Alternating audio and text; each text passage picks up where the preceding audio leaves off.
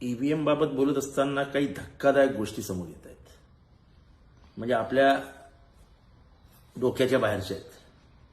सातारा जिल्ह्यामध्ये 2 मतदारसंघ आहेत, एक कराड उत्तर आणि पाटण. आता पुढची मजा आहे का? कराड उत्तरमध्ये राष्ट्रवादी काँग्रेसचे बाळासाहेब पाटील उभे होते. त्यांना मतं मिळाली 90,935. आणि पाटणमध्ये सत्यजित पाटणकर उभे होते, त्यांना मतं मिळाली 90,935.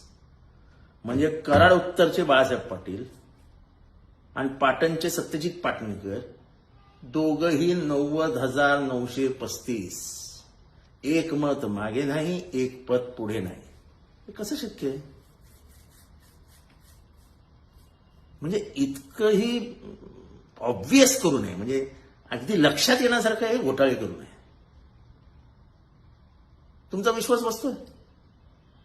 90,935. 90,935 2 वेगवेगळे मतदारसंघ एकाच जिल्ह्यातल्या. अरे चोरी करा, लक्षात येणार नाही अशी तर करा. तुम्ही तुमच्या महाराष्ट्रातनंच अनेक पुरावे समोर येत आहेत ज्याच्यातनं लोकांचा विश्वास निवडणूक